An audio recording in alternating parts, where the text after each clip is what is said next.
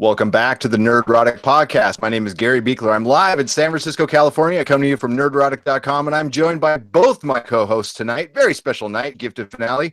We got Jon Reed and Dennis Bithoulkas in his new house. What's up, guys? Hey, how's it going? Hey, what's happening? Oh, wow. We got a two-parter, which I didn't know was going to be a two-parter, and then it became a two-parter, which is cool. We got 2 hours of The Gifted tonight, and kind of a mixed bag. Really, that's what I think. Anyway, what do you guys think? Yeah, kind of a mixed bag, definitely. It needed a little something. It was kind of a weird thing. You could tell it was two different parts. You know, that was. I think originally it was supposed to be 2 episodes. I think so. You know, I'm going. I bet I know why they did this now after watching the episode, because I think they had technical problems and they had to push the middle episode back a week because the ADR on the voiceover that was in the episode was like noticeably horrifically bad. So I feel like maybe they had some issues with the second to last episode and they couldn't air it last week. And they knew ahead of time that they were going to have that because they were having technical problems of some sort. Like, I think that may be a thing because I've never seen such bad ADR work. And then in the second half, it wasn't there anymore. So it just, there was something happened there. I bet you that got shuffled. And that was with the Frost sisters, right? I mean, that's where I noticed it. It happened with the Frost sisters, and then it also happened with Stephen Moyer when they were talking to his mom in the room. Anytime it was an over-the-shoulder shot in either of those two scenes, it was like a completely different audio technician or something. You know, something weird happened there. Oh yeah, I noticed that when they ran into the elevator too, and you could clearly tell he said something that he didn't say. Yes. If you guys go back and watch it, it was very, very strange. But anyway, that's that's just a stupid nitpicky thing. But I think that may have something to do with why we got a 2-hour finale this week and nothing last week. Because I can't imagine they'd want to do something like that. Yeah, that was kind of weird, skipping a week. You know, another show we're covering, Happy, skipped a random week. And I guess they could have said it was for the holidays, and maybe with The Gifted they could use, I don't know, sports for no, because there's sports this weekend too. So there's nothing going on Monday. Something weird. What was that, Dennis? No, I just said it was weird. Yeah. That was all. Yeah. But here's what I would say. So, in the negatives, I felt like the episode wasn't as aggressive as I wanted it to be. It was a lot of hey, they're coming to get us, we need to run away. As it was a lot of the same. Season. So I wish that we had seen a little bit more proactivity from the mutants in this episode. But in the positives, I did feel like all the storylines had some sort of interesting payoff. And I felt like there were big moments throughout the episode to intercut some of the more runaway-y type moments. And so we got a lot of little reveals. We got a lot of Lorna turning on Eclipse. We got, a lot of talk about who Lorna's dad is. We get, Stephen Moyer's character, finally admitting he's a mutant to the whole group. And we find the group fractures finally happening. We see what the Hellfire Club is really up to and how they're going about this recruitment effort that they're putting forth. So I feel like this episode, had those cool things in it. But because it was 2 long hours of just trying to escape the whole time, it felt a little bit like everything was on its heels. We didn't get a lot of, cool mutant stuff. We did get cool mutants, but it didn't feel like it because they were constantly running. Yes. And it really, at the beginning, we kind of got a reveal with, and I'm just going with your mixed bag and kind of inconsistency. Okay, so we start out with a flashback with Dr. Campbell, and it's basically his brother's dying of some respiratory cystic fibrosis. Yeah, and that's his whole motivation to destroy all mutants is because weak thread, right? Yeah, that was what? Cystic fibrosis is a genetic disorder. And that's what he was basing it on, was that genetics need to be controlled It's like a stretch, though, right? Like, here's these people with like who can. It is a really big stretch. But my brother died of a genetic disease, so I hate all of them. Like, it's a weird twisting of what we're really like, what the show is really about, right? Yeah, it really was a weird kind of. But then again, a lot of the way that the flashbacks were used in these 2 episodes was very odd. Some of them were kind of jarring, especially with one that happens in the second. I guess you could say the last episode. With Polaris's flashback, it was just kind of, it came out of nowhere, and I was like, well, what, huh? Yeah, like being treated for bipolar in like a mental, like bipolar disease in like a mental institution. Yeah. He's like tossing basically like the Magneto symbol from his helmet up into the air with her powers, and like, you know, I guess ruminating on her dad. I don't know what that's supposed to be, but you're right. It was again very strange, like a weird. It was weird. Yeah. And we found like little bits of other people's past. It was just kind of randomly thrown in, like Blink and her. Oh yeah. Oh, by the way, I was with the Brotherhood for a little while, so I haven't mentioned it the entire season. You know, but I quit as soon as I found out. Yeah, and then you know, Thunderbird got all mad and CW on her. It's like, you lied to me once. Yeah. Oh, you're not one of us. You know. And, you know, I had time to think about it, and you're one of us. Yeah. And then they make out. Yeah, it was yes, correct. Inconsistent. But you know, like my wife got very like, she loves the Blink Thunderbird stuff. So she really loved the like up to the kiss and all. She's like, oh, I thought that was gonna happen. She like squealed a little bit. So, you know, I guess it's there for somebody. You know, it is actually who I kind of liked in this episode, which we didn't see a lot of, Amy Acker, her character. I mean, she did a really good job, especially that little, you know, back and forth with Fade. Yep. When they were going, that was actually kind of interesting. I was like, you know what, I'd actually rather see more of that than what we were seeing, and because she was doing a good job, especially when she just finally said, you know what, you're not helping. Get the kids, put them in the van, and get the hell out. Yeah. I liked that. I thought Eclipse did a really good job. Like, he had a lot of cheesy stuff to deal with in this episode as an actor. Oh, yeah. And like, he actually, like, I think did a like very good job of doing like acting in those scenes, I guess. And I thought Lauren was really good. Her brother was being a little punk the whole time. Yep. And she was really holding those scenes together for me. So that, yeah, I think those were the 3 highlights as far as the performances were concerned for me. Even Blink. I mean, Blink did a good job as well with you know, her whole thing of like, you know, we need to actually start working on this stuff instead of you know, deciding, okay, I was with the Brotherhood for a little while, big deal. Her character exists to kind of speak for the audience, in my opinion. Like, she's usually my inner monologue. What she's saying is like, yeah, she's right, listen to her, she's got the right idea, like, go with Blink.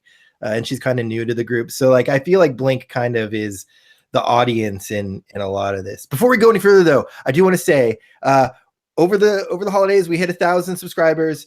So we have super chat now. So if you have any questions or comments, feel free to hit the little super chat and ask it. You can make a donation to us in that way. It's like a little tip jar. So we're going to like go through the chat anyway, but you know, it helps us stay afloat with this. So, you know, if you're in the live chat, go ahead and use super chat. And if you're not in the live chat, or if you are and you want to become a patron, that's another way you can donate to us to keep us afloat. That's over at patreon.com/nerdrotic. There's a tiered system. There's a bunch of different like giveaway type items for the different tiers, and throughout the year we're going to be doing some exclusive content over there. So just keep an eye out for both of those things. I didn't want to get too far in before we said that you know, got into any of that stuff, but anyway, sorry to derail it. No, it's all good. What's up in the chat, Jody and Ghost World? We'll get to you guys in a second. We're going to recap the episode, then we'll answer questions, get the comments and stuff like that. And thank you, John. One last thing on Blink. I think her working for the Brotherhood actually is like good on her resume. Why would you even get mad? It's like, what do you know? Like what? Because if she's working for the audience, right? If she's the character, then tell us something about like the Brotherhood or what happened. Exactly. You know, tell me what happened on 7/15. Yeah, I have a lot of questions after this episode. There was some resolution, not enough for me though. Also, with the senator, this did answer a question with the Humanity Today program. They did finally show some humans who were like hesitant to like, hey, wait a minute, we're not really into like this dude Campbell, the assistant to the senator. By the way, the senator, he looks like the actor Blink or Eclipse. He looks like he could be like a cousin or like something. Less scruffy. Yeah. I was like, they look related. But yeah, so they finally gave me, because the humans were just horrible in this whole season. So I'm like, just kill them all. Yeah, I'm down with the Brotherhood, really kind of. And so they showed that a little bit. The Frosts continue to be wonderfully annoying, Yes. and they're like the best thing in this show. And I thought like somebody was going to turn on them at some point. And that didn't really happen because they've been the ones who've mucked this up. I mean, not that it was peaceful before, but the minute she showed up, that's when, like, you can say they pushed things forward, but they really effed things up even more than the Strucker family. I think they've caused their share of problems too. But you can also tell Esme is the one that's having conflicts about what her sisters are doing as well. That was the other thing. You could tell the difference between the three. In that Esme was kind of disapproving. She wasn't the one that was involved with holding, the guy that they kidnapped, which I wrote down here, Franklin Bennett, the guy in order to get into the Humanity Now, where the two sisters were making him forget to breathe. Yeah, the torture. Yeah, the torture. And Esme was not involved in that. She was sitting off by herself. She was the one that didn't go with them with Polaris. The sisters in order to go and kill. So she is definitely not on board with doing the killing. Yeah. The character development, especially with those three, is really interesting that the way they've done it, right? Because they waited till 3/4 of the way through the season to introduce like the real the MacGuffin characters. I don't know what you call them, but like they're the ones stirring the pot, and they came in 3/4 of the way through. With the Struckers, they brought the wolves to the door, right? And they had, and like the Mutant Underground had to deal with that. But like Esme and the Frosts are like actively stirring the pot for their own benefit or whatever, their own motives. And like that's so much more interesting. Like that's what I want from the show. Yeah, is exactly. This like reactive, hey, they're chasing after us. What's our next move? Oh, we're gonna run away. Like less of that and more like active manipulation or active taking on of the Hounds or the Senator or whatever. And I think that hopefully that's where we go in season 2. I like that Sage left. So, at the end of the episode, when they all leave, I like that Sage is one of the ones that leaves, because she leaves open like the idea that maybe somebody is over there to stir the pot for the Mutant Underground, and she's a character that has a deep history with the Hellfire Club, having been, I believe, the Black Queen at one point in the comics. So I like all the ideas. It's just like in execution, some of them sometimes like fall off. Actually, what I want to see is I want to see a spin-off show with Grandma Strucker on the road. Yeah, that is something Matt Nix would do. Is the whole episode of that? I think we've seen. Go watch Burn Notice season 2 or 3. I think they did that. Because the way she's just kind of like, I got enough money and I've got a friend over in Baton Rouge, so I can't go with that. She was awesome. I love her. Like she's the mom on Burn Notice, and like Sharon Glass is her oh my god, that role for her, she's so fantastic. She makes like Bruce Campbell and that actress, the mom, are just so good on that show. And so like having her on this is like, she gives some of the humor that I thought Matt Nix would bring, because he brought it so heavy in Burn Notice. Like I thought we'd have some more funny stuff, and she kind of delivers that sometimes for me. That is a very good. I don't mean to be negative Nelly here, but that's kind of what this thing is missing, is a Bruce Campbell-like character in the show. Somebody who doesn't take stuff seriously. And Han Solo. Funny, Han Solo. And maybe they'll bring that in. And I think that's definitely Singer's influence. You can see a lot of Singer's influence in this. The one Singerism that there is mute bad guys. I've always had a problem with what he does this in every X-Men movie. And just go back and think about it. How many bad guys do they have walking around who don't say anything and just do bad stuff? Mm-hmm. It's in every one of his movies, and it's in this show. So I think he really did have a heavy influence in this show. So I'm very interested to see what Mac Nix can do, because it's, you know, I don't want to get too far ahead, but it's set up to be very cool, you know, and we'll get there. But you know, they need somebody funny, you know, even someone delivering some quips or some puns or something like that. Anything to just kind of lighten the mood a little bit, and like an Iceman type character maybe in there, possibly. Like somebody quippy. Honestly, what they would, you know, if they put in like Beak, I'm telling you, the character Beak, who is both tragic and funny at the same time, it done right. Boy's great. I think he could be really funny. Gold Balls. I mean, come on, they've got a lot of shit to work with here. Like the little Bamfs. I mean, little Bamfs. Bring in the Bamfs. I love that idea. That's too much budget. I think they can't afford Bamfs. Yeah, maybe if they make Beak like more human looking or something, use a Star Trek nose ridge prosthetic or something like they that. Can strap on a little beak. They have the strap going around his head. You can see it. That wouldn't look cheesy at all. Shatter looks cool. They just do Shatter looks great. Yeah. And who's the guy who makes everybody afraid? The fear guy, yeah. The fear guy. There he is. That's a good name for him. Fear guy. Yeah, he looks like a dark elf, but yeah, he does. He looks like a drow. You're right. His makeup was rad. So I also kind of found it weird that, you know, we started off the episode, the first episode, with Mr. Wong calling Dr. Campbell, saying that they're missing some of Otto Strucker's research.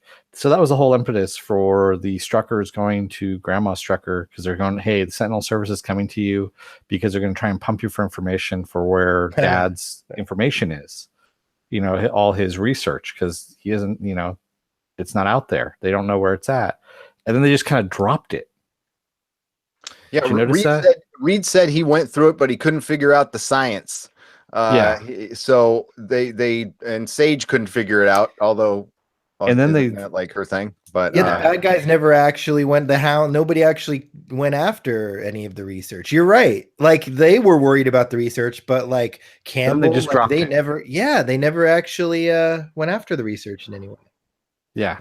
Weird. So it'll come up later. Yeah, I'm sure it'll come up later. Well, I hope so. Does this feel like half a season to you guys? Like that might be the problem. It's that this is actually a show made for maybe a few more episodes. Like a lot of shows have a lot of filler, and not that this show didn't have some filler, because I don't know if they knew where they wanted to go between episodes like 4 and episodes 9. But I feel like this series or this season could have kept going from this point. It didn't exactly feel like when we talked about Runaways, like we didn't love the finale, but it was like definitely an ending point, right? Like it was an ending point of that story and a launching into the next story. And this didn't feel like a end point. It felt like a middle point. Yeah. Season finale. Honestly, where this season kind of started for me was when the Cuckoo showed up. Yeah. Agreed. That's where this should have started, was with the Cuckoos. And then, you know, you introduce the Mutant Underground and the Struckers and all that kind of stuff.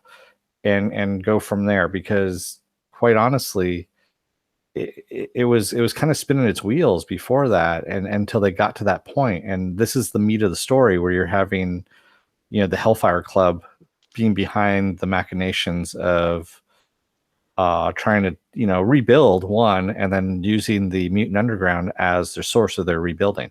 Yeah, I agree. I mean, look, I think that you could have had episode 1, 2, and 3 and gotten to the point where like they had they brought Blink back from her disease, and now the Struckers are there. And that was kind of like a prologue of bringing in the Strucker family to the underground, and then cut out everything up until, you're right, when Esme shows up like, hey guys, you know, and from that point on, like just do that. And so when we hit this episode, it should be episode 7, 5 or 6, not episode 11 or 13 or 12, whatever it is. Yeah. And so now you've got a few more episodes to tell the rest of whatever the season should have been telling. And yeah, I agree, Dennis. I think that would have been a better way to pace it, but it's not what we got.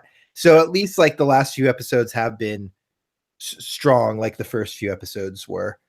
Do you guys think that this is a show like a CW type show that will stall out in the middle of every season? Like they just have beginnings and ends and they don't know what they're doing in between? Yeah. I mean, unfortunately it's network. So they have budgets to work, which is funny because their budgets, even their basic budgets, are higher than a lot of cable shows, but there's more of them, and there's and you have to keep it very it's got to be very broad taste wise. It's got to you got to cater to everybody in these shows, so you can't be specialized like a cable show. So I think that keeps them from going full superhero, which is what we want at this point. Yes. I think we're still. I still think we're relatively early in superhero television. I mean, we're pretty far in with the movies, but the television thing is still trying to figure itself out, especially on the network side. Like Netflix does some really good stuff, obviously, and CW has been around for a while. But like CW is a lot like the superhero movies, in the very late 90s and early 2000s, like the Spider-Mans and the X-Men's, and they're very just basic stuff, although they delivered way more than those movies did, in my opinion, with good costumes and stuff. And then we're starting to get more, and then Netflix notched it up with the storytelling. So I think we're in a place where it needs to grow. And, I'm not sure. I think they'll do a lot of changes, because I'm not sure if we want just a bunch of people saying they're superheroes, but not like, part of being a superhero is wearing a costume. And I've never been a fan of this Fox mantra of not if they're going to wear costumes, they got to be like black leather. Or whatever. Yeah, it's awful. Yeah. It's stupid. That's where the one thing I will be happy when Disney takes over.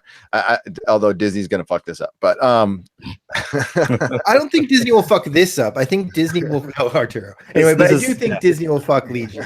Arturo, yeah. Yeah. I got you. I got it halfway through my defense. I don't know if he's here, but just going to shout out to him. Yeah. But no, the second episode for me moved a lot faster, and it was just a simple little scene for me. Okay. But it was the way the music and the editing, and it was when they arrived back at that rich guy's safe house, and there was some like, fast moving music in the background, and the Frost sisters got out of the car, and it looks like they were about to start like an op, and I'm like, ooh, things are gonna get going now, like, oh, this is it. And it, and it kind of fluttered out after that, but then it picked back up again. And that's what I hope this show is. I hope it's way more of what the second episode was, which is going out on like operations and missions and adventures, and forget talking about it. You can plan one or two, but I want them, and I know it's hard for a show like this, but I like them. Like, I love that the the hangout got destroyed. I think that's great. Yeah, well, it kind of moved them finally. And the other thing is, I'm tired of dropping breadcrumbs and then not going anywhere with them. Like the whole, Otto von Strucker's or Otto Strucker's notes. They kind of dropped it, and then they also said, okay, Madeline Risman is somebody he worked with who actually saw Reed when he was a child once. Yeah, but it's too early to say if they're going to leave those. I think that those are breadcrumbs to carry in. Yeah, they are. But I mean, again, this is something that should have been brought up a little sooner, and you have an episode based on finding this person and then developing a bit more, instead of just kind of dropping the breadcrumb and then leaving it for something else, so that you can say, previously on The Gifted, we mentioned this one person. Now you should remember it. Right. We're going to do it now.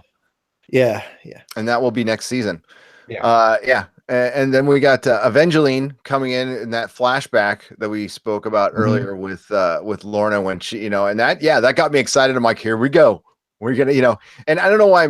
It's like, we've seen Magneto in a bunch of movies now. I don't know why I need to hear him mentioned, but I need to hear him mentioned. Okay. And she's, Lorna's floating up his little medallion from his helmet, and Evangeline comes in, reveals she's a mutant, and it's 4 years previous, and she's recruiting for the X-Men. And they don't say Magneto's name, not once. Nope. They allude to it a lot, and I'm like, what are they waiting for? I mean, like, it seems like she knows, right? And even at the end, she accepts it, right? So why don't you think they are mentioning the name Magneto? I think that they're leaving the door open to change it if they absolutely have to, and I think they're waiting to cast somebody in the role. So like, he would be in the show. Yeah, I think that's what I think that by doing this, they're biding time to see what they can get, like how good if Fox loves the first season of the show, they'll give them a little bit more money to either cast a Magneto or bring an actor, right? Like I think that's what they're doing, is like stretching out the mystery and putting it there so that they can say, hey, we want to deliver on this in season 2, Fox. Like, how about some Magneto money? Like let us use that name. Let us do that. I think it's a way for them to build leverage over the network to use it. Is my I don't know. Because I mean, also they just say X-Men. They don't say any particular X-Men. They don't say like, right, Professor X or Wolverine or anything like that. They just say the X-Men, and they drop that name a lot in these last 2 episodes. I think that's the same thing. Like they're building up their leverage to say, hey, we've referred to the X-Men. What X-Men are you going to give us, guys? Hey, pony up some X-Men to us. For season 2, we've been calling it out all season. We need to deliver on that. Hey, you're going to give us Iceman? You're going to give us Jean, maybe Cyclops? Well, they also do it with the Hellfire Club too, because they name the Cuckoos the Frosts. Yes, I think all of this is all that. I totally think that's what this is. Yeah, like they're throwing that in as an Easter egg that we can be like, oh, that's cool. They mentioned the Frost, but on their side, they're like, hey, look how well people responded to us dropping the Frost. Want to give us Emma to work with for a few episodes? Like I think that's got to be something. Like there's something there. Yeah, they really need to deliver a little bit more, though. I think otherwise they're dropping just breadcrumbs here and there and Easter eggs isn't enough in order to keep your fan base going. Because eventually people are just going to tune out. They're going to go, oh, okay, it's another CW show but except without any action. They're just kind of talking more, and that's kind of where I'm hoping that they're going to do with season 2. Is that they're going to pick up the action a bit more and a little bit less hiding or running without running anywhere. Yeah, agreed. I think that you've hit on it, man. Like that's the crux of the downside to this show, is that the little action that they give us is intriguing, but they don't do it enough. Versus a show maybe like a Flash or something, where they do a lot of action, but it's never like special. Like there's not a lot of special. Like when they do special things, like bring Grodd in or whatever. Those are big moments, but the rest of the action is kind of throwaway. And I think there's a middle ground that all of these shows need to find. Runaways is also on the gifted side of it, where it's not enough. I would say Legion is probably the closest thing to that middle ground, where every episode had intentional, like all the action sequences are intentional and meticulously well done, right? And that's where these shows need to be. I just think in general. So hopefully season 2 they'll be able to get a little bit more budget. I think it's been a general success for Fox. Even if they don't get more budget, maybe they'll talk, Disney into letting them use more of the characters and stuff like that. Who knows? So, and you're right. But on the positive, my favorite part of this both episodes was the Eclipse Polaris stuff. Their long breakup over 2 episodes, and basically Eclipse becoming Professor X and Lorna becoming Magneto. So that whole thing played out so well for me. And just at the end with Eclipse, the look on his face and how pained he was, and that was awesome. That totally delivered for me. I mean, there was and also with Chase, we had this big battle at the end. So they Sentinel Services, the hounds and all that get to the mutant underground. They figure it out. Chase figures it out, and they attack. And we get this long build up to which we know is going to happen is the Von Strucker twins use their powers against the hounds, which we've been waiting for. It was cool. And that whole scene was cool. Even Reed did some pretty good. Stephen Moyer did some pretty good acting towards the end there. I have to admit that whole barking the orders out, where he goes, "Listen up, everybody," and he says, "Okay, those of you with combat experience up here with me. Those of you, everyone else down in the basement." And I was like, "Wow, he actually sounded like he knew what he was doing there. That's okay. That's impressive." Yeah, there's a definite improvement on Stephen Moyer in the second half. He's up and down. But the Eclipse Polaris stuff, like you can tell that they took their time in casting those two characters for the long haul, because they're like leagues, they're just so good, and they've got great chemistry together, and they're just both really good at their roles. And like I was saying before, like Eclipse, like a lot of that stuff could have come off real cheesy, and like we've seen in a lot of shows, him trying to persuade her in all of those scenes could have been really sappy and corny and cheesy, and I felt like he was like really good. Like I don't know, there was just something about that character in these few episodes where he's like really stepped up. And like I think you're right, Gary. I think that he is being set up to be the Professor X, and he's going to carry that side of the debate. And he's going to need to, the actor and the character are going to, I think, get a lot of these types of moments going forward. And they were great. They're so good. Actually, I think what would have made this season, finale good, or I think better, raise the stakes a little bit more, is if we had a death. You're reading my mind right there. I was surprised that there wasn't a death. I was just going to bring that up. Yeah. But I think that might be, with this shortened season, I can understand why they didn't do it. I definitely think somebody's going to bite it. I mean, it's kind of a thing for TV now. So, but I think it'll be like midway second season, and I think it'll probably be Reed. And I think they were using the Dreamer death to propel the stakes. Like, I think that by really focusing a lot of the dialogue early on in the first episode to be about how a lot of people were dealing with Dreamer's death and what it means, I think that was the death that was supposed to create the stakes for the whole second half of this season. And so it doesn't really bug me that there wasn't a death in the episode, because they had so much stakes built up before this. Like when the Cuckoos just demolished a bunch of the Sentinel service agents, right? Like you see that like this is fraught. Like this nobody's really pulling punches here, and they haven't this whole time. So I think it's weird that we didn't get like a hero death, because the stakes have been kind of raised throughout as the season went on to like, I mean, there are like 3 episodes in a row where multiple people died, and now we're at the big climax, and really we only lose people on one side of this battle. It was a little bit strange, but I kind of bought it as like they set the stakes early, and this was the result more than anything. Reed isn't going to die until his mutant powers develop, because that's already what they have set up, I believe, is that his mutant powers are going to reemerge.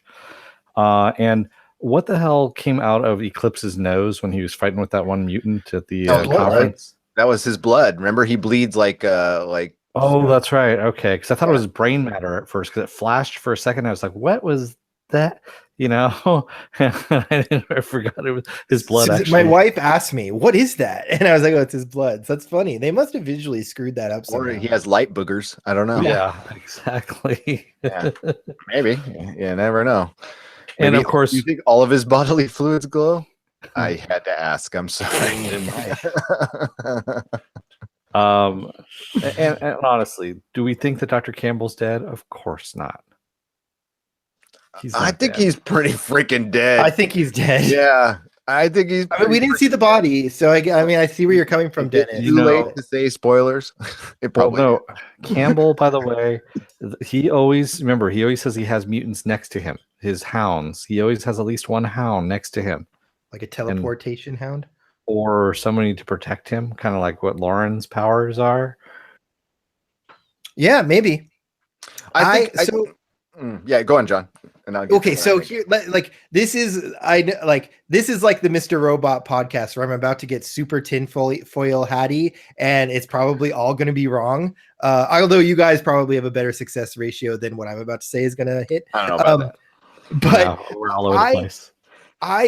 This is what I want to see if it's not what they're already planning. So, in the comics, we have the Hounds, we have Dr. Campbell, and like that's all pretty drawn from the comics directly. But the other thing we see in the comics a lot, especially like the Age of Apocalypse version of the Hounds, is that Mr. Sinister has shapeshifted, and he's the one doing all these weird genetic experiments. And then he becomes obsessed with, Jean Grey and all that. But we haven't seen Sinister, have we, in the movie, in the X-Men visual unit, in the like movie or TV universe, really, directly. He was hinted at the end of Age of Apocalypse. Yeah, so I feel like he's on their radar maybe, and I think it would be really interesting to have Campbell be gone, but like Sinister was like his head geneticist at the Hounds program, and he takes over. Nobody knows it's Sinister, and then halfway through the season, with this big reveal that it's Mr. Sinister. Like, I think that would be amazing. So I think there's reasons maybe to get rid of Campbell, but the more Dennis talks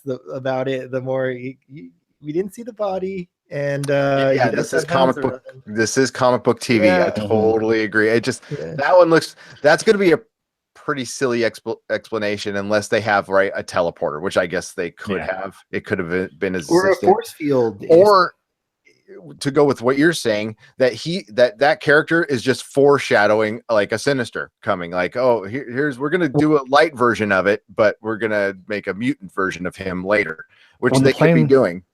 When the plane was coming down, he was a little way too calm because he kind of looked out the window, kind of like trying to see where it was coming from, but he wasn't like, freaked out like Senator Montoya's was. Yeah, maybe. Or he just calm in those situations. Yeah. So they are. By the way, John, I don't think he's Mr. Sinister. I think he's the High Evolutionary. Oh, it could be that too. Man, there's a lot of those. I mean, he operated more in like a literal biodome bubble, right? Like, didn't he? He's a doctor. He's a genetic doctor. Mm-hmm. The High Evolutionary. Herbert Edgar Wyndham is his name. Yep. So not a little bit different.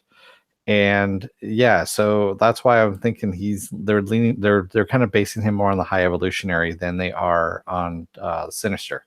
Maybe. I mean, like, look, a genetic scientist splicing different mutants together. Mm-hmm. I mean, they've done it so many times. He's not in X-Men rights though. Because he would be Avengers, right? That's a Avengers thing, actually. Cosmic thing, right? Cosmic thing. So no, Jody in the chat. I know we're going to get to the chat later, but he says maybe they were able to replicate Blink's powers when they had her, and that's what ends up saving him. That's an interesting. Yep, that's a very, very good point. I agree with Jody. Yep, a lot of comments in there that we're going to get to in a second. Okay, so I think if they do get rid of Campbell, all right, I think they might have set up Chase to be the new Campbell. With he got he was going to be a scapegoat. Yeah. The Von Strucker twins destroyed the building. Everybody got out. They had a couple of mutants like basically make an exit by pounding their way through the vault, and they were able to escape. Just a little parent thing. I wouldn't leave I don't care if my kids are super powered and they're saving anybody. I would be standing right next to them, even if it blew me away. I thought the same exact thing. I was like, right. They just run effing way. I would leave my kids. Like that's nah. Okay. I know they had to do it for the writing, but no fucking way. Yeah.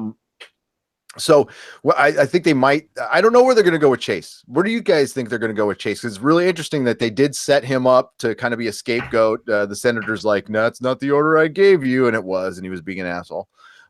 So is Chase going to go full on evil, He's going to go the Lynch route of the A-Team, and also the Incredible Hulk, where you had that reporter chasing the Incredible Hulk around in the 70s. That's pretty much what they're going to do. So you're going to have him following the X-Men or the Mutant Underground around and trying to thwart them in however ways he can. He's going to join some force that he's Team Rocket. Could be, or he could join the Purists. Purifiers? The Purifiers? Yeah. He could go to the Purifiers and maybe start leading them. I like that idea. He's definitely going to be an antagonist for at least a while, if not for his duration. But I maybe he's the one who links up with whoever our Sinister or whatever is that comes up next. I think you're right, Dennis. I think he's going to always be the guy on their tails that's going to be somehow synced up with whoever the big bad is for the season. So yeah, and nobody's going to believe him. Like in the reporter in the Incredible Hulk, nobody's going to believe him. He's going to go, I just saw him. No, you didn't. Yeah, he'll be an alcoholic. Hey, did you notice the Easter egg? The Nashville way station was called J. Kirby's. J. Kirby, yeah, the Ah, sign is there good. you go. Did not see that one at all.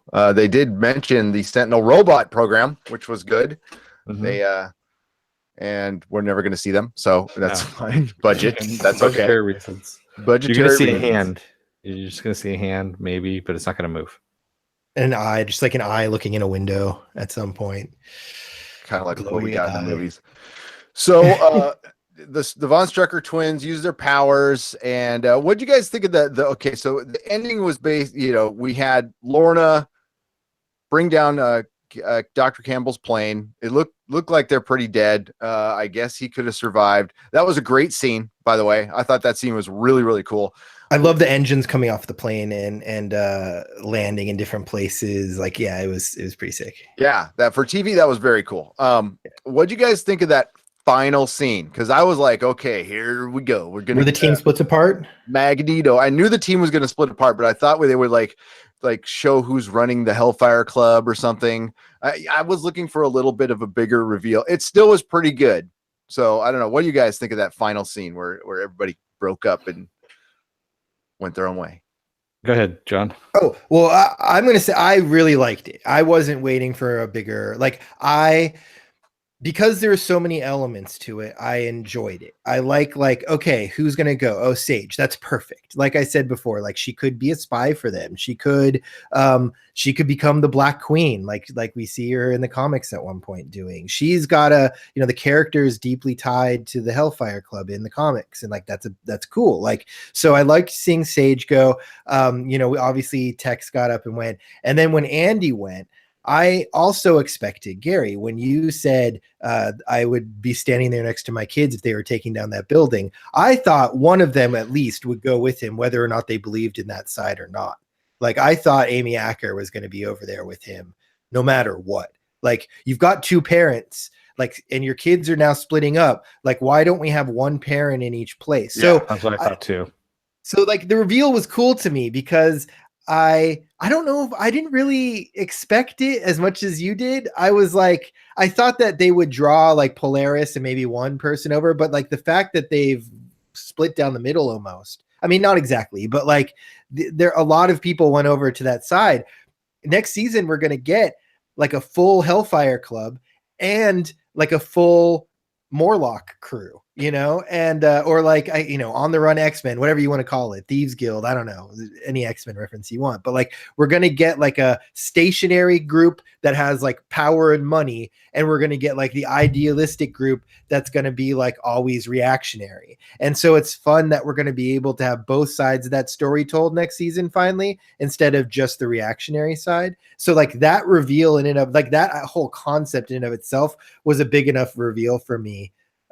It would be nice to know who's pulling the strings behind the Hellfire Club, or to see like a meeting of the kings and queens of the Hellfire Club in mask, so we can see that they exist, something of that nature. Like, I know where you're going, Gary, with that, and that would be really, really cool. But the show hasn't done any of that big stuff, so I wasn't really like expecting it. So I was like happy with what we got. Yeah, I was just expecting something a little bigger. But what about you, Dennis? Yeah, me too. I was expecting something bigger. And like Jody says, who is the one who seems to head the Hellfire Club, though? The guy who was talking to the Cuckoos. We never really did find out who he was. We've never seen him again, and there's no mention as to what's going on with him. So Jody said, "What if he's Sinister?" Which would also be interesting. Yeah. I mean, is he the Black King? Is that, or the White King? Is that what they were alluding to at the chess game, or? Working for him. I think working for him. Maybe. Yes, yeah. I think they were definitely alluding that to the chess game. I think I was like banging us over the head with that one. We have to assume that or it could have been the Magneto Professor X. That's what I first got out of it, was just their chess game from the first movie. But maybe. Yeah, that's a good. I didn't think. I don't draw on the movies because I don't like them. So like when I'm watching this stuff, I never get like the movie references. Like, oh yeah, this is in that same universe. Like I'm drawing from a completely different X-Men universe from the comics with what I'm looking at. So, but are we supposed to assume that Emma Frost is the White Queen right now? With Esme, with the Cuckoo, with the Frost? She hasn't been named. Just we know that, Well, I take that back. She has been on the computer screen. We saw Emma Frost, but we haven't heard her name spoken out loud. And they just call them the Frost, just because trained them. And the only reason why we know that she trained them is because of comic lore. And now that they're also being called the Frost Girls. You know what I want? I want an episode next season where Emma Frost is a thing and she gets the Frosts in front of her and she says, and this is like the whole episode, and she says, "Hey guys, one of you is going to take over as the White Queen of the Hellfire Club for me. I want you each to prove that you're worthy and see what each of them does and what strings they start pulling to take her spot as White Queen of the Hellfire Club." Like that's like a conceptual episode I would love to see of a show like this. Honestly, how I would like to see the first episode of next season start with 715 and tell us what the hell happened. Yeah. Fill in some holes. I'm starting to think that it's really like this thing that we're never going to really like know all about. It's just like this was an event that everyone talks about. Like I'm starting to feel like that's where they're going with it. Like they don't even know what the hell 715 is. Yeah, I know that, and that's kind of what disappoints me about it. But, that's fair. Yeah. That's totally fair. Yeah, but I don't think they have any idea either. I think they just picked a date, maybe because that's usually when Comic-Con's around that time. I don't know. That's the only reason I think of it. I'm like 715. That's around Comic-Con time. It's week, within that week. It's always mid-July. So I don't know. But a mixed bag. This whole season was. It had very good episodes. It had a lot of running around, and for a shortened season, I don't mean to sound that critical, but like I think they were able to get a second season barely, but I think they could have. I don't know. First seasons are hard. I know they're hard, and Matt Nix probably had his hands tied a lot because Laura Schuler Donner and Singer were there. I can't wait to see what he can do just by himself, because I think he can do a lot more. With Disney. What Burn Notice was funny. First and foremost, was a funny show. It's like it had so much humor in it, and it had a lot of charm. Charm. Thank you. And that's what Singer's products do not have at all. That's why, like, when you get a joke in a Singer movie, you laugh. You think it's just this great joke because it's just in a sea of nothing, of so much seriousness. And you got to bring levity, especially to this is a pretty dark issue. And they did a really good job this whole season of every time a mutant or a human did something to each other, it escalated the problem. It just made it worse every time. Like none of these ops or killing anybody ever made anything better. It's just leading to something worse. And it started with something bad, which we don't even know what happened. It could have been caused by a mutant. I'm pretty sure it did, and in a roundabout way. I think the Hellfire Club was definitely behind 715 in some way or another. Or I hope so. So I when Polaris was pulling the airplane down, I turned to Suzanne and was like, "Is it bad that I think that this is the right thing to do? Is it bad that I'm on Polaris's side right here, even though Eclipse is crying in the background? I'm on his side, but come on, seriously, she did the right thing here, right? This guy's hunting them down." As the old saying goes, Magneto was right. Yeah, Magneto was right. That's why Quentin Quire on this show. Oh man, I know I've said this before and you think I'm crazy, but I love Kid Omega. Quentin from the comics, he's top 5 character for me, and I think that sensibility, that sense of humor, at the Hellfire Club would be hilarious. But you need another strong character to keep him in line, though. Otherwise, he would, overrun the entire show. I think the Cuckoos. I think it would be Cuckoos versus Quentin at the Hellfire Club. I think you could do. No, they're not strong enough, honestly. Because I think he was most balanced out in that Wolverine and the X-Men. Where they're running the academy, and Quentin. It wasn't Rachel. It was actually Beast that was keeping him in line, if I remember correctly. Because Beast was the only one that was smart, almost as smart as him, to keep him in line and go, "Oh, you don't think you think you're this smart? Well, how about this?" He goes, "No, you didn't think of that right?" Another reason to introduce Emma. Emma would be good there. Yeah, I agree, though. I agree. You need a foil for him. But I still think that's the other thing about this show that is kind of maddening. I have they're scaling down the power levels on everything. And it's like the fact that those guys who like their whole power is they join hands and then they like blow holes in things is like this big powerful thing that they're scared of is fundamentally ridiculous for an X-Men universe, right? Like they can blow holes in walls, yay. And so like that's a problem for me. I'd rather have everything be overpowered than everything be underpowered in a TV show. Like you know, it's not that they're underpowered; it's vague powers, is what it is. Because you don't know exactly what it does. You just know there's a bright light, something fractures, and they walk away from it. Right, but like Blink, right? She has to like forcibly open the portals, and like I just want her to be like portal.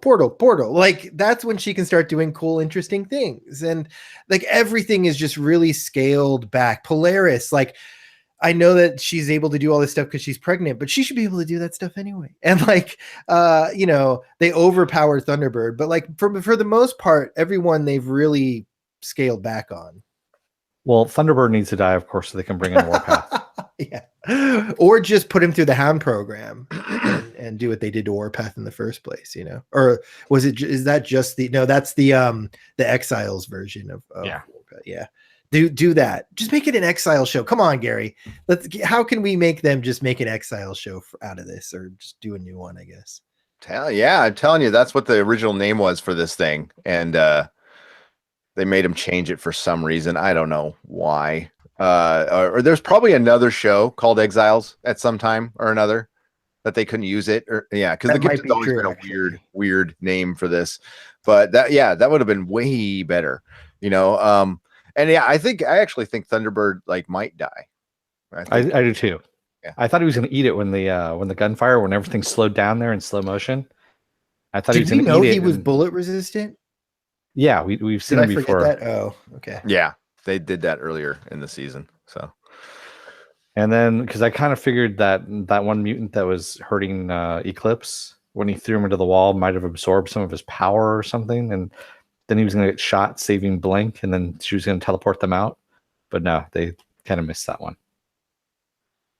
That would have been the death right there. That would have been the death that tied everything together. Yes, it would have. I saw Jody was with you. I saw back in the comments. He was like, yeah, they had enough mutants. I'm paraphrasing what he said, but they had enough mutants to like have a couple of could have gone out with a hero's death. Thin the herd a little bit, but they didn't do it. I actually do understand why. You know, it's just too early and we're still building up these characters and getting to know a lot of them. You saw a lot of the side characters have a lot more lines this episode as well. Yes. Yeah. It felt fuller. Yeah. Garrett, by the way. And not Brian Fuller, like just Fuller. Sorry. His name is Jace Turner, not Chase Turner. Chase. I keep on saying Chase. Yeah. Chase, whatever. Ace. I'm going to call him Ace now. You're in Runaways mode. Chase. Call him Ace of Base. Amazing Race. With haste, I got nothing. Sorry. So Jody in the comments said with Blink and her powers, he said like in Days of Future Past, Blink did awesome stuff in that one, and I said episode 2. Yeah, episode. In the comics, like she and Gambit were a cool team because he would throw cards and she would open little portals, and then the cards would just appear in random spots to hit all the like. They need to do cool like stuff like that, like the portal gun from the video game. If anyone's a video gamer, like you could do some really cool stuff with that. Mad Paul X is calling Dr. Campbell Ahab. Yeah, Ahab. Yeah. Where's the cybernetic leg? Oh, this is how he's going to get the cybernetic leg. You're right. He's totally alive. Yeah. He's going to lose a leg in this. He's just going to lose a leg in a plane crash? That's a badass, man. He is kind of a badass. Yeah. He is. Yeah. Maybe he gets saved by his little mutant buddy. And Jody says, yeah, the Strucker twins need to have their powers defined. The vagueness makes them easy prey for Deus Ex Machina esque plot contrivances. Yeah, definitely. I mean, Deus Ex Machina. Deus Ex Machina. Okay, Chase. He also mentioned that that the twins are nerfed. Well, yeah, I had a Chase in my other X-Men show, which is called Runaways. So whatever. Jody also mentions that the twins are now nerfed because they're split between two teams, and that's I think that's an intentional thing, right? A way to depower them now that we've seen what they can do. But what if you give the blood from one twin inject into the blood of the other twin? Like a vial, like Angelina Jolie and Billy Bob Thornton. They just wear Yeah. them around their necks. Yeah. Yeah, not a bad I thought idea. that was cool, by the That way. was, sure, I wasn't. That was very cool. There's no judgment there. No, I mean, is anybody surprised though that I'm not surprised at No. all that the group split up, that the people who left or the ones who left, I was like, okay, yeah, check. Well, I knew Yeah, he was going to leave sense. because they blew the budget on that. Telegraphing it since like the 4th episode. Come on, well, since the 1st episode. Like nobody understands me because I'm 15 and on network television. It's okay. I've been through that twice. Jody says the plane didn't Still going just through it. crash; it exploded. Yeah, it did explode. We saw it go down and explode, but we still haven't seen a body. That's the whole thing, and it's comic book lore where no one ever really dies. They did an autopsy on Captain America. Yeah, he came An back. autopsy on Captain America. Although he came back as a Nazi, so I guess things changed. No, somebody barfed up a know. cosmic cube and made that all go away. Oh, that's good. Yes. Thank God. Beware of the cosmic cube. Yeah, we need more cosmic cubes in these shows to delete all the stuff we hate. Should Emma Frost appear on the show? Who would you cast? Jody. Yeah. Says. Ooh. Any casting that you guys can think of? Off the top of my head. Yeah, I know it's tough. Kat Deely from So You Think You Can Dance. That's hilarious. You know who played her back in Some soap opera actress. because she's now on Fox. She actually is on Fox on Last Man on Earth, and she's actually pretty funny as a comedian, rather than when she's doing comedy, rather than doing. Are we looking for a funny Emma Frost? Good me. I would do Blake Lively, only she's never coming back to TV. But I feel like she's good, she's cute. I liked her in Gossip. She's great in Gossip Girl, so she can work in these like teen dramas. It definitely won't be a natural blonde. Hollywood loves to like cast blonde characters from and then make them brunettes, and and same with like they do that with brunettes. They get blonde people to like like even Chris Evans when he was Captain America. I'm like, they couldn't bleach his hair, but it's all right, Yeah. It's they do that though. Don't tell me they don't. So it'll definitely be. I don't know. Oh no, the girl from Agents of S.H.I.E.L.D. What are we thinking? It's Daisy. No, Mockingbird. Bobby, what's her name? Oh, Yeah, Adrian that's the Padalecki. character's Yeah, Adrian Padalecki. Yeah, bring her in as Emma. The Orville though. Oh, Yeah, she's on the Orville. Yeah, she's not gonna. He's great on the They're Orville. both Fox shows, so she can split time. She was Wonder Woman too. Mhm. Don't forget, she was. Wait, she was? I Yeah, saw that pilot. Remember There was a really bad pilot that never made it to. I never saw that. She was the musical Wonder Woman. Oh, she's great. I would say who's her. the showrunner? David R. Kelly or whatever he did. David E. Kelly, who David did. E. Kelly, yeah. Yeah, he did. I saw the pilot. I'm gonna get killed for this. It wasn't as bad as ever. For TV, it was all right. Here's the thing. Nothing's ever as bad as people say or as good as people say ever. Like it's very rare that something meets the like dourness of the worst critics or like the hype of the people who I guess like it, or like I just never think it's always somewhere. The Inhumans was that very special show that met everybody's expectations. It's exception. That's an exceptionally bad show. Yes, correct. January Jones was the one who played her in First Class. Yeah, so, I did not like that. Thank you, Jody, for bringing that up. That actually, Anna got a camera. The actress from Fringe. Sure. I don't know who that is. I didn't watch Fringe. She's good. She would actually, Anna Torv is her name. She would actually do a good Emma Frost. I'd have to think about it. Well, I'll get back. I can't do it on the fly, but I definitely have to think about it. That's actually a podcast we should do. We should cast some of the people who were mentioned in this show. Magneto, Emma Frost, a couple X-Men. We should cast like realistic TV actors in a podcast someday that should show up in season 2 of this. I got a question, X-Men people. How does Emma Frost age? Okay, so she's able to turn her skin in the diamond. Does she age slower? We haven't seen her age at all in the comics. So I would say remember in Old Man Logan, she says, she ages, but what she does, she projects that she's youthful all the time in people's minds. There you go. Yeah. That must take a lot of work. But so she basically Melisandre from Game of Thrones then. Yeah, she does a glamour. She does a glamour. Or Game of Thrones got that from the comics. But Ghost World asks, is this show set in the same TV universe as the other Marvel show Runaways? Maybe now it feels is. like it. Yeah, it really does. No, it's supposed to be in the Singer X-Men universe, maybe, kind of. I don't know. Maybe. Does anybody know? Have they said? I don't know. They've been really coy on a lot of this stuff. I feel like they want to wait as long as they absolutely have to because they, there's deals going on behind the scenes all the time. They don't want to box themselves in. It's kind of funny. Marv's season is kind of upset that they've split up Andy and Lauren because they can't do Jamie Cersei-ish kind of things. I know. I was waiting for that. Right? There's like, please don't leave me. Oh, they're gonna make out. That'll make that show interesting. Go for it. That'll be family friendly.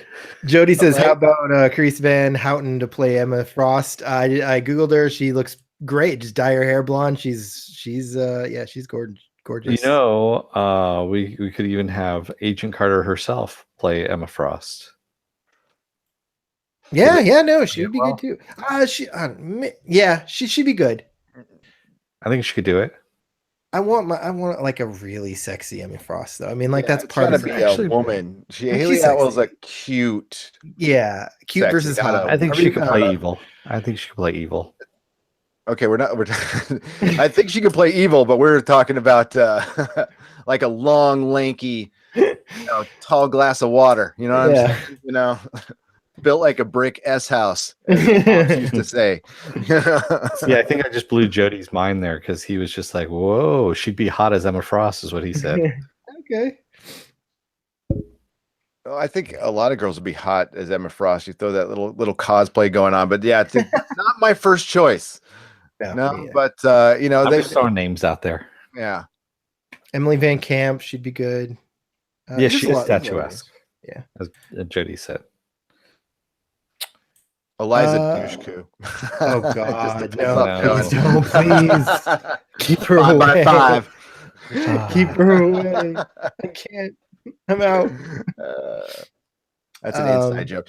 John is not a fan of the Faith from Buffy, and I am. So. I'm like the one Buffy fan who's like, can't deal with Faith. What did you guys think? Did the guy who made the diamond tonight, is he Sebastian Shaw, as Jody maybe brought up? I was thinking the same thing though. Was he able to do that because of his power? He's an underling. He's not part of the inner circle of the Hellfire Club. Do we know that?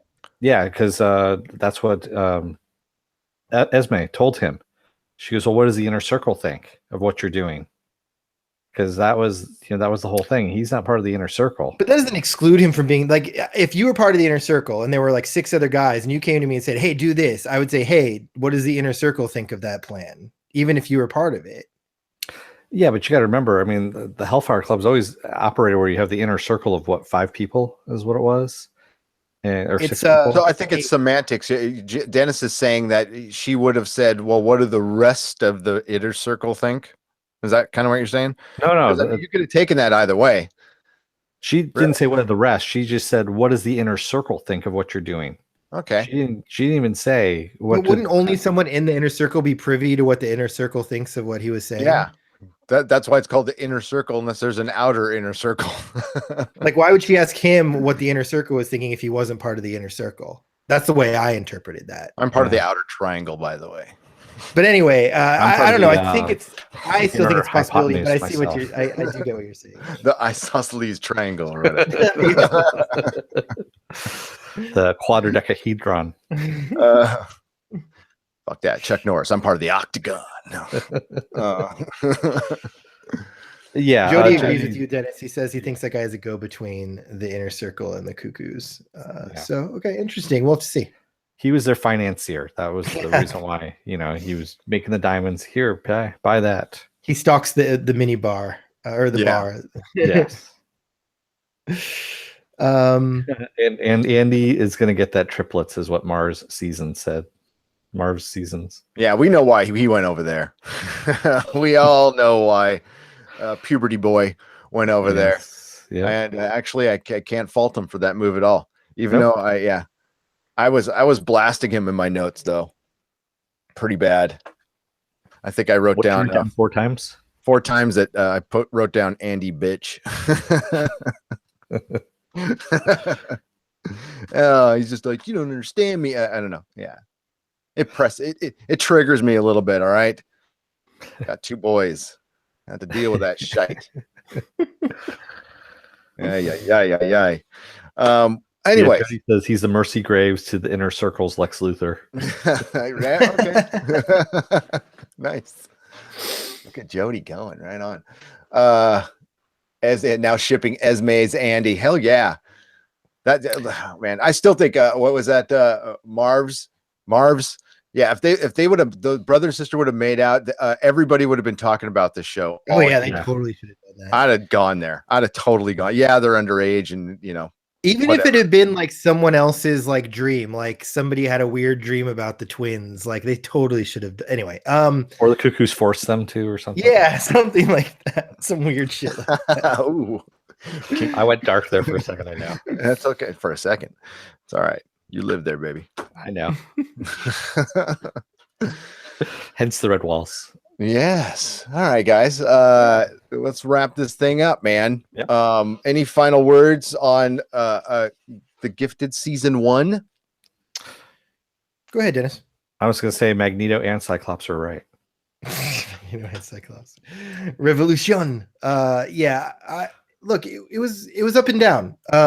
There was, it's funny because there wasn't like a amazing like single episode or like a single like really bad episode, but there were bad moments and good moments within every episode this season. So even though it was like consistently inconsistent, if that and like that's kind of why I'm looking forward to the second season, is because this to me kind of reeks of a show that's like setting the stage for like world building, and it's starting small, and I hope that it expands. The thing that makes me worried is that Matt Nix as a showrunner doesn't usually expand worlds. He usually just does like character development. So like the characters exist within the same confines in his show, but they evolve. I'm gonna disagree with you on that. I mean, because that first season of Burn Notice, he built a world fairly detailed, I think. Yeah, but it didn't like change. Like the world itself, it stayed did change. Very Miami, small Miami. Oh yeah, it stayed in one location, but I mean, like the players and stuff like that change. Like I remember season 4 or 5 is where we had a big shift in what was happening with the players and things like that. Yeah, that's my point. So he usually operates like he sets a world, he keeps the world the same, and then evolves the people that are operating within the world. So the situations and the characters. So where I want this world to kind of expand outward to encompass much more stuff, I feel like he's set the stage now, and I don't know if he's going to do that. I think he's going to keep it underground, Hellfire Club, Sentinel services, and like those are going to be the players, and we're going to see how all the characters evolve within that dynamic. And so like hopefully I'm wrong, and he does keep expanding it out to encompass like more X-Men and more Hellfire Clubs, like all that stuff kind of grows as it goes on. But I'm not necessarily like banking on it. So that said, I do love all these characters, and I think that they've done a pretty good job of like, I know where each of these people are now, why they made the decision to go what direction they went. And now I'm just like, the chessboard is set, and I'm curious to see next season where it all goes. But I would give this, it's a good fun show. It's not my favorite, it's not my least favorite. I got excited. That bad graphic at the end with the little M circle. I got excited about that because it got me thinking like next season could be crazy. So we got basically the X-Men, I'll call our good group the X-Men, are going to be fighting a war on 2 fronts. And what's going to be happening a lot is like the Brotherhood or, Lorna's team is going to end up saving their ass. And they're like, I had to save your ass again. You should just join us. That's going to happen like every 3 or 4 episodes. But that could be really intense. as long as there's not, I mean, yeah, you got to put like some, shipping stuff and, kissy crap, but to get to the superhero stuff that I'm interested in. I understand that for network TV, but I think they could have a really intense show. But I really hope, and I said it earlier, they bring in like somebody funny. Like I don't know, Bruce Campbell. He'll be available. Yeah. He'll be available. If he's available, though, I wouldn't doubt that he would be involved. I hope he's not, but it's looking that way. So all I know is that this show made me look forward to season 2 of Legion coming out next month. I've been looking forward. Yes, I'm looking forward to that show. I cannot wait for that show. I hope it doesn't have a sophomore jinx, because the one thing Legion did that this show didn't do, but Legion could do this because it was on FX. It's free to do this stuff. And it was not predictable at all. Like you didn't know what the hell, half the time you didn't know what's real. So you still don't know within the confines of the show, like what is real. And we're going to start off with a 1-year time jump is what's going to happen at the beginning of next season. That's interesting. Yeah. So, I did not know that. Thanks for spoiling it for me. Hey, I posted it a couple weeks ago. Oh, well then thanks for spoiling it for everybody. I'm just kidding. Oh, man. I won't report the news anymore. We'll talk about like how come I'm not seeing some of these posts, but that's something for off the podcast. Yeah. So, all right, guys, we'll wrap it up. You can find all of our videos and audio podcasts on nerdrotic.com, and all the links are there. You can subscribe to us on iTunes, follow us on Twitter. Like John mentioned before, hit our Patreon up. If you haven't subscribed to our channel, please do so and ring the bell for notifications. We do appreciate your time and taking time to watch us. So we really love that. And we've been growing a lot in the last couple months. So thank you for all that have joined up.